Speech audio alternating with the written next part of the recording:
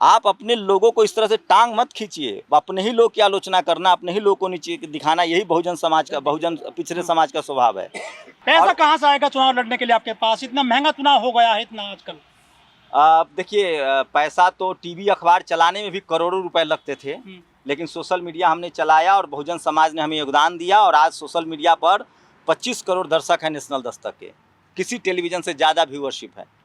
तो पैसा, ये बहुजन समाज बहुत बड़ा समाज है, एक एक रुपया भी चंदा देगा ना बहुजन समाज तो इस देश के हर लोकसभा सीट पर वो अपना ईमानदार नेता चुनाव लड़ा सकता है।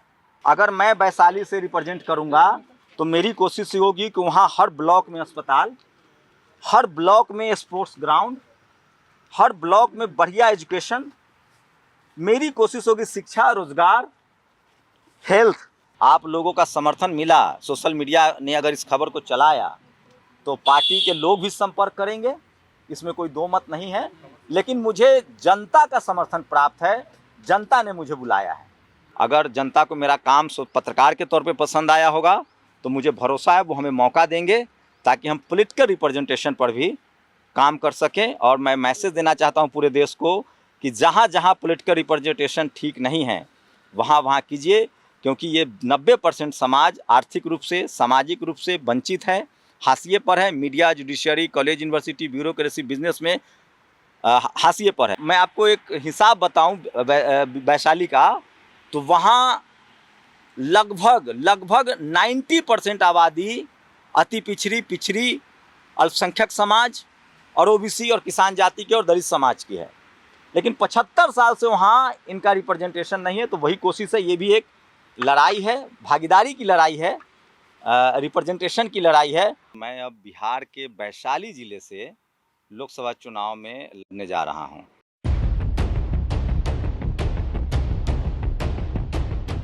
आप सब लोगों का इतनी संख्या में आप लोग आए, बस एक जानकारी देना चाहता हूँ। आप सब मुझसे अवगत भी हैं, जानते भी हैं, नेशनल दस्तक से मेरी पहचान है। और मैं अब बिहार के वैशाली ज़िले से लोकसभा चुनाव में लड़ने जा रहा हूँ। कल मैं पिछले लगभग 1 महीने से लोगों की राय ले रहा था और वहाँ लोग मुझे बता रहे थे, वहाँ पिछले 75 सालों से किसी भी दलित बैकवर्ड या किसान समाज से, किसी दलित पिछड़े या अल्पसंख्यक समाज को रिप्रेजेंटेशन नहीं मिला है, प्रतिनिधि नहीं मिला है। और मैं उसी, मेरा गृह जिला है वो। और जिस तरह से अभी जो आरजेडी के जो संभावित उम्मीदवार हैं, मुझे नहीं पता वो उम्मीदवार हैं कि नहीं, जैसा उन्होंने कहा है, जो संभावित उम्मीदवार हैं उनका जिस तरह से जाति सूचक शब्द आया, और सोचिए लोजपा में वहाँ जिनको टिकट दिया गया, जिन्होंने रामविलास पासवान जी की पार्टी को तोड़ा, उन्होंने बगावत की, वो बीजेपी में, तो सोचिए किस तरह से प्राचीन गणतंत्र के लिच्छवी है वैशाली। आज सब जगह हल्ला है, हंगामा है कि लोकतंत्र खतरे में है, संविधान खतरे में है।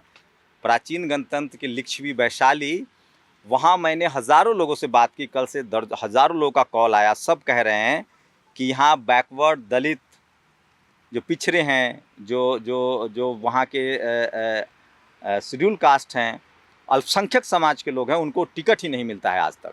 एक परसेप्शन बना हुआ है। तो मुझे लगा कि अगर मैंने 10 साल में विपक्ष के तौर पे जिस तरह से हम लोगों ने सरकार से सवाल पूछे हैं, तो अगर लगता है पब्लिक चाहेगी तो मुझे वहाँ के लोगों ने कहा है कि आप आइए, चुनाव लड़िए। और मेरा गृह जिला भी है तो कॉन्स्टिट्यूशनल मेरा अधिकार भी बनता है। लेकिन सबसे बड़ी बात है कि बिहार ने जाति जनगणना कराई, जाति जनगणना के आंकड़े आए, 90% लोग वहाँ गैर सवर्ण हैं। उसमें लालू यादव जी का मैं बड़ा सम्मान करता हूँ। उन्होंने कहा था कि तवा में अगर एक तरफ रोटी रहे तो जल जाता है। अब बताइए, 75 साल से वहाँ किसी बैकवर्ड को टिकट ही नहीं मिलता है। वहाँ मतलब धन बल और बाहुबल का वर्चस्व है। जो कैंडिडेट लोग हैं उनका देखिए बैकग्राउंड। तो मुझे लगता है कि मेरी नैतिक जिम्मेदारी भी है, और लोगों ने कहा भी कि आप दुनिया भर, देश भर में बातें करते हैं, आपके गृह जिला की हालत है। तो मैं वहाँ से उम्मीदवार बनने जा रहा हूँ। लोकतंत्र में चुनाव का एक बड़ा महत्वपूर्ण अंग है, और चूँकि पूरे भारत में संविधान की बात हो रही है, संविधान बचाओ, देश बचाओ, लोकतंत्र बचाओ, और मेरी कोशिश होगी कि इसके साथ प्राचीन गणतंत्र के लिच्छवी, वैशाली का अपना ऐतिहासिक इतिहास भी है। भगवान बुद्ध हो, सम्राट अशोक हो, प्राचीन गणतंत्र के लिच्छवी है, डेमोक्रेसी की जननी है, लोकतंत्र वहीं से शुरू हुआ है। सम्राट अशोक हो, मौर्य वंश हो, या पाटलिपुत्रा की पूरी इतिहास जुड़ा हुआ है वैशाली से। तो इसलिए यही जानकारी देने के लिए मैंने आप लोगों को शेयर किया है।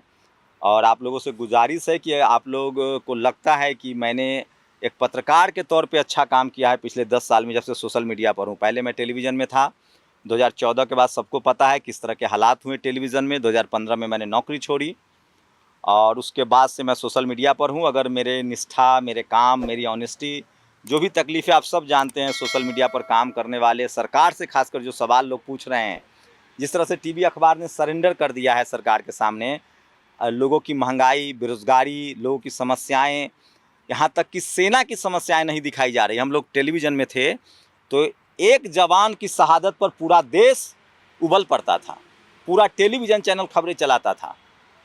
1 पैसे, 2 पैसे, 5 पैसे की पेट्रोल की बढ़ोतरी होती थी दाम की, तो टेलीविज़न हाय तौबा मचा देता था, पब्लिक ओपिनियन होता था, खबरें चलती थी। भ्रष्टाचार, 2G घोटाला, 3G घोटाला, कोयला घोटाला का खबरें चलाई गई, कोर्ट ने उसको नहीं माना, उसमें भी दलित बैकवर्ड जेल गए, कनी मोरी तो खरी, सबका नुकसान कांग्रेस को उठाना पड़ा, सत्ता से बाहर हो गई। अब जो सरकार है, देखिए मीडिया जिस दिन चुप हो जाता है उस दिन उस देश की जनता का नुकसान होता है। सरकार का फायदा होता है लेकिन जनता, सरकार को पता कैसे चलेगा कि बेरोजगारी है, महंगाई है? सरकार को पता कैसे चलेगा जनता क्या चाह रही है? तो मीडिया जिस देश की चापलूस हो जाए उसमें डेमोक्रेसी खतरे में पड़ जाता है। तो 10 साल से, जब से ये सरकार आई है, तब से मैं सोशल मीडिया प्लेटफॉर्म पे काम कर रहा हूँ। मेरा काम पब्लिक डोमेन में है, किसी से छुपा नहीं है। अब मैं राजनीति में, मुझे लगता है कि राजनीति एक बड़ा, भारत में डेमोक्रेसी, और ख़ासकर मैं जिस कम्युनिटी से आता हूँ, इस देश के 90% लोगों की जो कम्युनिटी है, जो आबादी है, जो दलित, पिछड़े, आदिवासी, अल्पसंख्यक, किसान हैं, वो फ़िलहाल मीडिया में नहीं है, जुडिशरी में नहीं है, कॉलेज यूनिवर्सिटी में नहीं है, ब्यूरोक्रेसी में नहीं है, बिजनेस में नहीं है, स्पोर्ट्स में नहीं है, सिनेमा में नहीं है। राजनीति में बाबा साहब ने SC ST को रिजर्वेशन दिया है तो उनका प्रावधान है।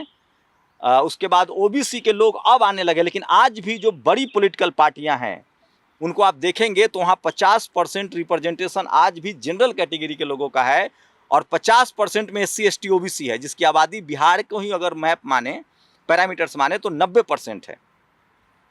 तो मुझे लगता है उनका कम से कम पॉलिटिकल रिप्रेजेंटेशन तो सुनिश्चित होना चाहिए, और इसीलिए मैं उस पॉलिटिकल रिप्रेजेंटेशन की लड़ाई, शुरुआत वैशाली से होगी, पूरे देश में मैसेज जाएगा कि तमाम, मैं आपको एक हिसाब बताऊं वैशाली का, तो वहाँ लगभग 90% आबादी अति पिछड़ी, अल्पसंख्यक समाज और OBC और किसान जाति के और दलित समाज की है। लेकिन 75 साल से वहाँ इनका रिप्रेजेंटेशन नहीं है। तो वही कोशिश है, ये भी एक लड़ाई है, भागीदारी की लड़ाई है, रिप्रेजेंटेशन की लड़ाई है। और मैं चाहता हूँ कि मैं सोशल मीडिया पर, जैसे हमने सोशल मीडिया को जिस तरह से मैंने आज इतना डाइवर्स बनाया है, सोचिए IPL ना होता तो आपको रिंकू सिंह न मिलता, 156 किलोमीटर की रफ्तार से मयंक यादव न मिलता, आपको सूर्य कुमार यादव नहीं मिलता। तो डाइवर्सिटी जो है ना, वो चीज़ों को बेहतर बनाता है। आज गांव-गांव में लोग क्रिकेट खेल सकते हैं। हम लोग क्रिकेट खेलते थे तो लोग कहते थे कि 11 प्लेयर का चुनाव होता है, मुंबई, बेंगलोर, कोलकाता, मतलब बड़े शहरों का, अर्बन मेट्रोपॉलिटन। लेकिन आज IPL ने गांव-गांव में प्लेयर को मौका दिया है।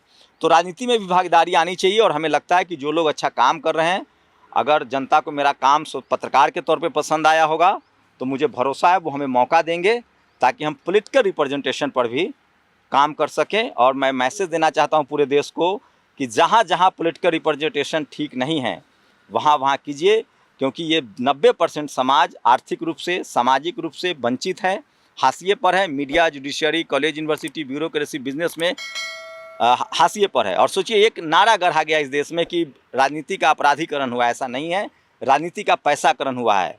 आज पैसे के दम पर चुनाव लड़ा जा रहा है, इसलिए गरीब घर के बच्चे, शोषित वंचित समाज के बच्चे, बैकवर्ड समाज के बच्चे, ये सब को राजनीति में अपनी भागीदारी तय करनी पड़ेगी, और समाज को तय करना पड़ेगा कि आपका पॉलिटिकल रिप्रेजेंटेशन सुरक्षित है या नहीं है। और इसलिए मैं वहाँ दावेदारी करने जा रहा हूँ।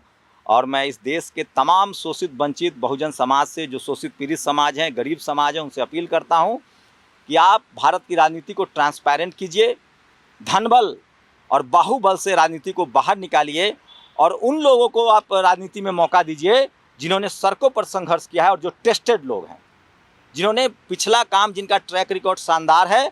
उम्मीद है कि वो आगे भी अच्छा करेंगे। पार्टी का नाम नहीं बताया, किस पार्टी से लड़ने हैं?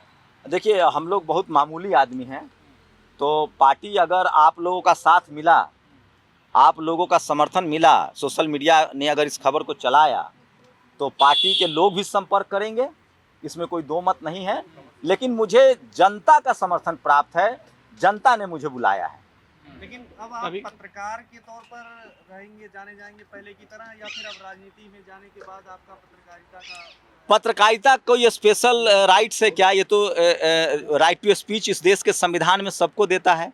यही तो सोशल मीडिया ने किया। पत्रकार का मतलब क्या होता है? आम का पेड़ से पत्ता गिरा और वहाँ का आदमी बैठ के कहे कि देखो ये पत्ता गिरा। तो सोशल मीडिया के दौर में सब पत्रकार है, हम भी पत्रकार हैं। अभी पत्रकार का क्या स्पेशल राइट है वो मुझे बताइए। जारी रहोगे या फिर संविधान, जो भी आदमी बोलता है, लिखता है, पढ़ता है, वो कम्युनिकेटर है। मैं एक कम्युनिकेटर। प्लेटफॉर्म पर रहेंगे या फिर पूर्ण रूप से राजनीति करेंगे?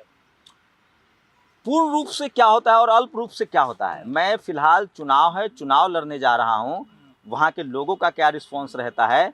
लेकिन मैं अब वहाँ पूरी तरह से वहाँ की जनता के साथ, जो मैं पूरे पिछले 10 साल से मैं क्या कर रहा हूँ, जब से मैंने टेलीविजन की नौकरी छोड़ी है। नेतागिरी क्या है? बेरोजगारी की बात करना, गरीबों की बात करना, शोषित वंचित की बात करना, पीड़ित की बात करना। पत्रकारिता क्या है?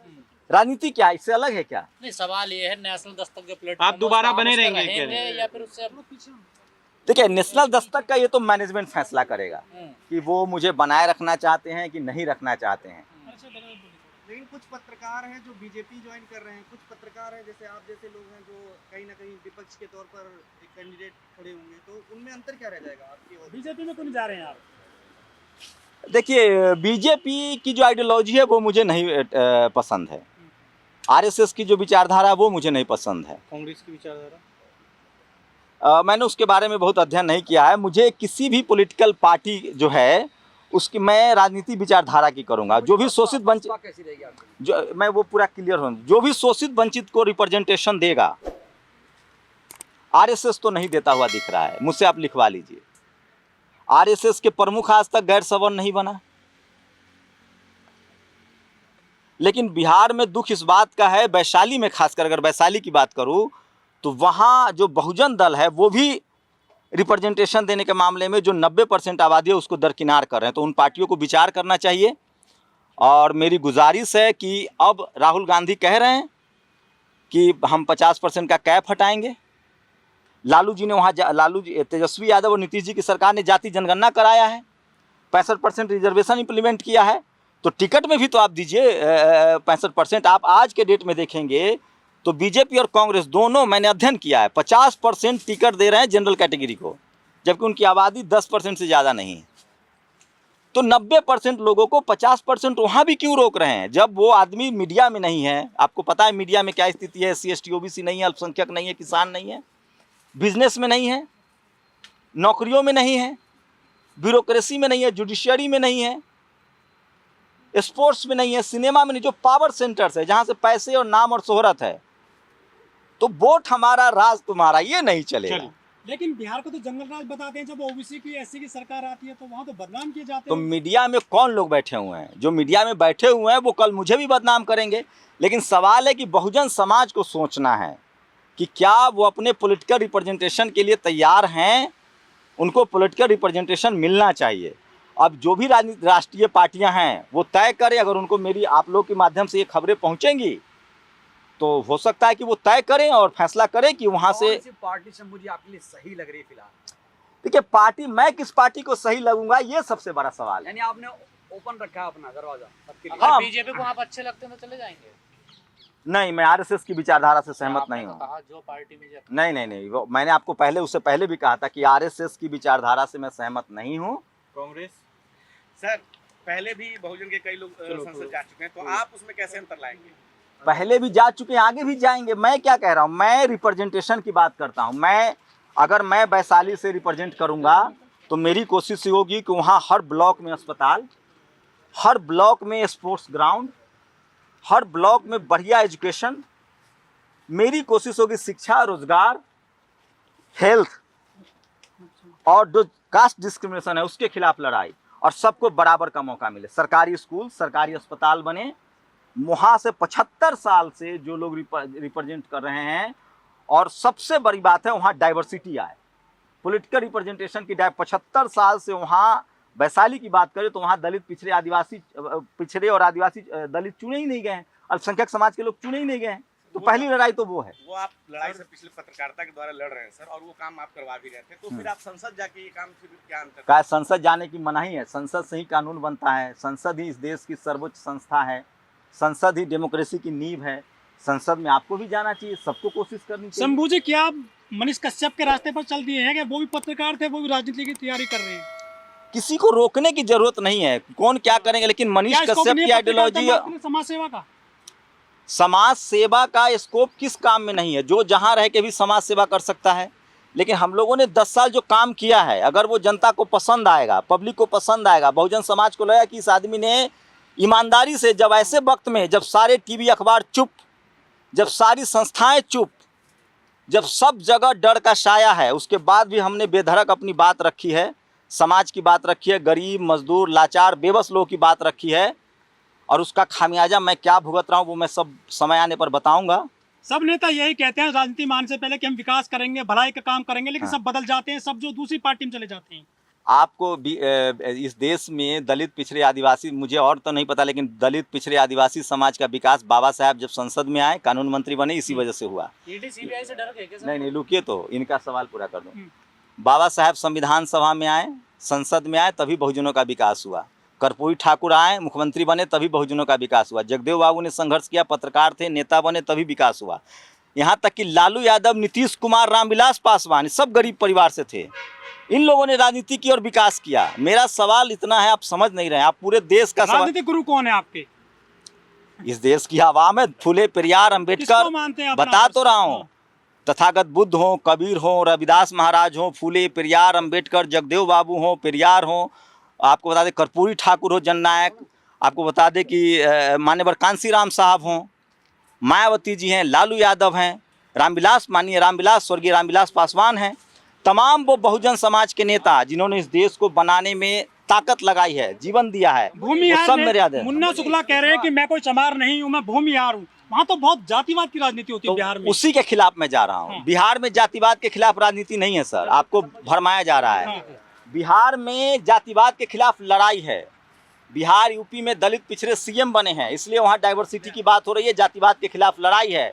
पैसा कहाँ से आएगा चुनाव लड़ने के लिए आपके पास? इतना महंगा चुनाव हो गया है इतना आजकल। देखिए, पैसा तो टीवी अखबार चलाने में भी करोड़ों रुपए लगते थे, लेकिन सोशल मीडिया हमने चलाया और बहुजन समाज ने हमें योगदान दिया, और आज सोशल मीडिया पर 25 करोड़ दर्शक हैं नेशनल दस्तक के, किसी टेलीविज़न से ज़्यादा व्यूअरशिप है। तो पैसा, ये बहुजन समाज बहुत बड़ा समाज है। एक एक रुपया भी चंदा देगा ना बहुजन समाज, तो इस देश के हर लोकसभा सीट पर वो अपना ईमानदार नेता चुनाव लड़ा सकता है। एक एक रुपया भी बहुजन समाज देगा। इनकी तो पहले से ही पार्टी है बहुजन समाज की, तो बसपा है, सपा है, हाँ, और राजद वगैरह, ये सब। बसपा है, सपा है, आरजेडी है, हाँ, तमाम पार्टियां हैं। हाँ। लेकिन उनको कैंडिडेट, अब क्या हुआ विधानसभा में, जब एक उसी वैशाली जिला में के जो जिनके फादर को सजा माफ कर दी गई, उनके बेटा ने आरजेडी को दगा दे दिया। सवाल वैशाली जिला का है सर, आप मुझे वैशाली जिला से, वैशाली जिला में 75, आप बताइए, वैशाली जिला में 75 साल से किसी बहुजन को मौका ही नहीं मिला है, तो मुझे जाना चाहिए कि नहीं? आप बताइए। जाना चाहिए। वैशाली जिला में आप मुझसे पूरा 543 भी लोकसभा की बात कर रहे हैं, मैं कह रहा हूँ मैं वैशाली की बात करने आया हूँ। आज लोग मुझे कह रहे हैं कि पहले अपने घर को तो आज़ाद कराओ, अपने गृह जिला को तो आज़ाद कराओ। शंभू जी, एक सवाल ले लीजिए। हाँ, बीएसपी 40 सीटों पर लड़ रही चुनाव बिहार में, तो सभी पॉलिटिकल पार्टी को अधिकार है लड़ने का। बीएसपी की तरफ से मौका मिले तो क्या आप कबूल करेंगे सर? मैं तो कह रहा हूँ, मुझे किसी पार्टी से कोई शिकायत ही नहीं है, सिर्फ आरएसएस के अलावा। मैं आरएसएस की विचारधारा से सहमत नहीं हूँ। कांग्रेस से सहमत हैं आप? किसी भी पार्टी से मुझे कोई प्रॉब्लम नहीं, आरएसएस की जो आइडियोलॉजी है उससे मैं सहमत नहीं हूँ, बस। अगर पत्रकारिता में चरम पर पहुंच गए क्या आप? कर ली पूरी पत्रकारिता, लगता है समाज को कुछ फायदा मिला है? सर, मैं एक अदना सा आदमी हूँ सर। ये तो समाज तय करेगा कि मेरे वहाँ मौका नहीं मिला आपको पत्रकारिता में, जो आप राजनीति में जा रहे हैं?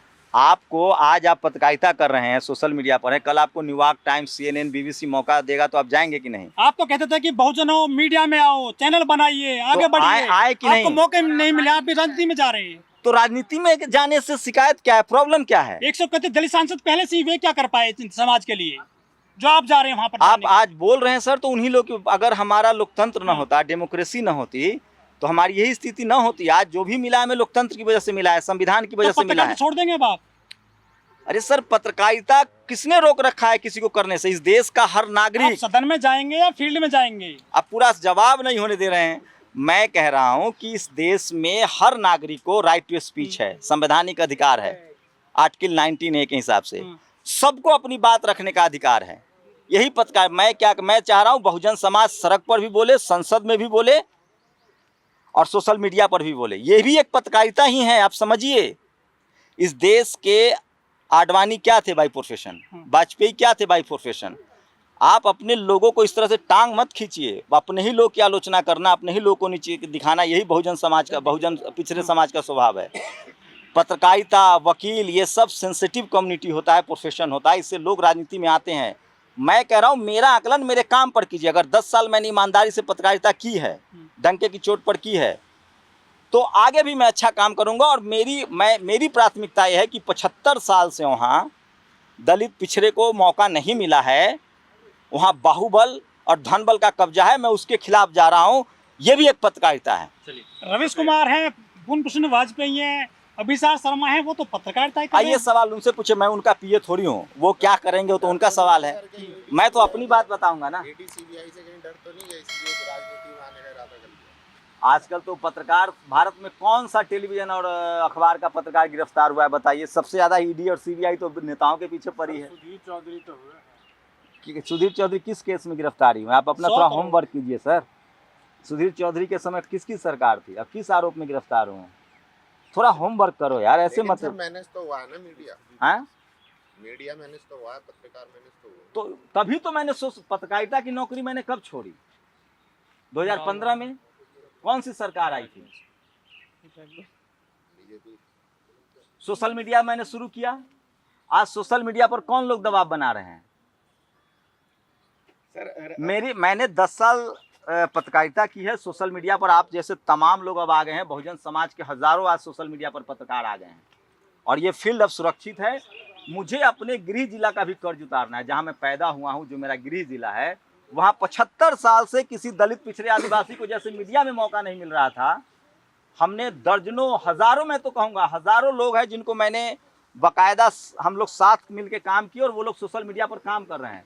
अब मुझे पॉलिटिकल रिप्रेजेंटेशन पर काम करना है कि दलित पिछड़े आदिवासी अल्पसंख्यक गरीब घर के बच्चे बड़े लक्ष्य की तरफ बढ़े और राजनीति में भी आए, जिनके पांव सड़कों पर जले हों, जिनके पांव सड़कों पर, जो नीतीश कुमार, लालू यादव, रामविलास पासवान, मान्यवर साहब, कांसीराम साहब, मायावती जी, ये सब किस बैकग्राउंड से थी?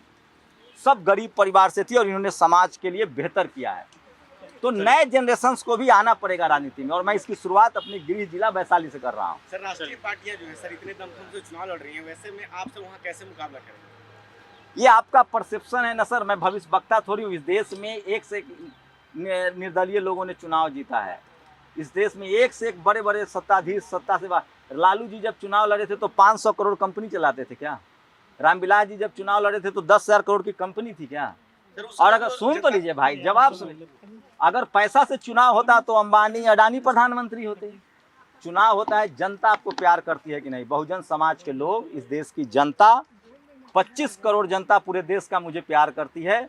और हमने भी कुछ आंकड़ा जुटाया है, सर्वे किया है, और आज के समय में और समाज जागरूक हुआ है। शरद यादव, कर्पूरी ठाकुर, पता कर लीजिए, जगदेव बाबू, बहुजन समाज के जो भी नेता राजनीति में आए हैं, उन्होंने गरीबी से शुरुआत की, उनके पास कुछ भी नहीं था, और हम उन लोग को आदर्श मानते हैं, चाहे मान्यवर कांसीराम साहब हो, मायावती जी हो।